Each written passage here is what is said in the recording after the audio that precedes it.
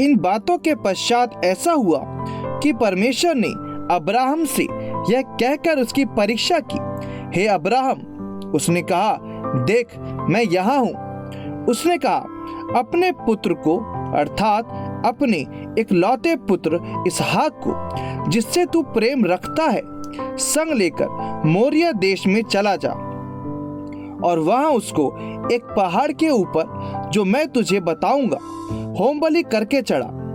अतः अब्राहम सवेरे तड़के उठा और अपने गधे पर लाठी कसकर अपने 2 सेवक और अपने पुत्र इसहाक को संग लिया और होम बलि के लिए लकड़ी चीर ली। तब निकलकर उस स्थान की ओर चला जिसकी चर्चा परमेश्वर ने उससे की थी। तीसरे दिन अब्राहम ने आंखें उठाकर उस स्थान को दूर से देखा और उसने अपने सेवकों से कहा, गधे के पास यहीं ठहरे रहो, यह लड़का और मैं वहां तक जाकर और दंडवत करके फिर तुम्हारे पास लौट आएंगे। तब अब्राहम ने होम बलि की लकड़ी ले अपने पुत्र इसहाक पर लादी और आग और छुरी को अपने हाथ में लिया और वे दोनों एक साथ चल पड़े। इसहाक ने अपने पिता अब्राहम से कहा, हे मेरे पिता। उसने कहा, हे मेरे पुत्र, क्या बात है? उसने कहा, देख आग और लकड़ी तो है, पर होम बलि के लिए भेड़ कहाँ है? अब्राहम ने कहा, हे मेरे पुत्र, परमेश्वर होम बलि की भेड़ का उपाय आप ही करेगा। और वे दोनों संग संग आगे चलते गए। जब वे उस स्थान को जिसे परमेश्वर ने उसको बताया था पहुंचे, तब अब्राहम ने वहां वेदी बनाकर लकड़ी को चुन चुन कर रखा और अपने पुत्र इसहाक को बांधकर वेदी पर की लकड़ी के ऊपर रख दिया। फिर अब्राहम ने हाथ बढ़ाकर छुरी को ले लिया कि अपने पुत्र को बलि करे। तब यहोवा के दूत ने स्वर्ग से उसको पुकार के कहा, हे अब्राहम, हे अब्राहम। उसने कहा, देख मैं यहाँ हूँ। उसने कहा, उस लड़के पर हाथ मत बढ़ा और ना उससे कुछ कर, क्योंकि तूने जो मुझसे अपने पुत्र वरन अपने इकलौते पुत्र को भी नहीं रख छोड़ा। इससे मैं अब जान गया कि तू परमेश्वर का भय मानता है।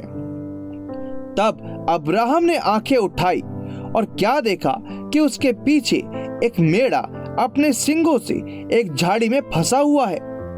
अतः अब्राहम ने जाके उस मेढ़े को लिया और अपने पुत्र के स्थान पर उसे होम बलि करके चढ़ाया। अब्राहम ने उस स्थान का नाम यहोवा यीरे रखा। इसके अनुसार आज तक भी कहा जाता है कि यहोवा के पहाड़ पर उपाय किया जाएगा।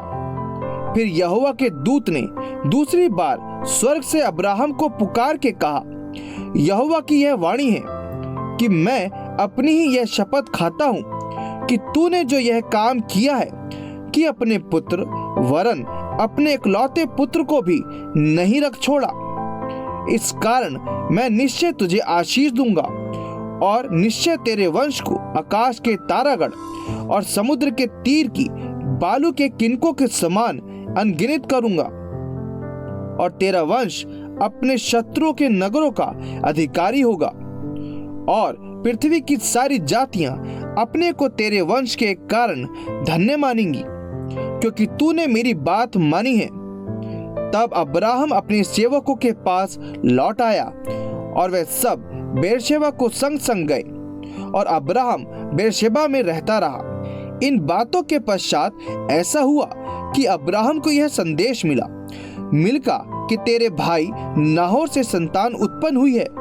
मिल्का के पुत्र तो ये हुए, अर्थात उसका जेठा ऊस और उसका भाई बूज और कमुएल जो अराम का पिता हुआ। फिर केदेश, हजो, पिल्दाश, यदलाप और बतुएल, इन 8 को मिल्का ने अब्राहम के भाई नाहोर के द्वारा जन्म दिया और बतुएल से रिबका उत्पन्न हुई। फिर नाहोर के रूमा नामक एक रखैल भी थी, जिससे तेबे, गहम, तहश और माका उत्पन्न हुए।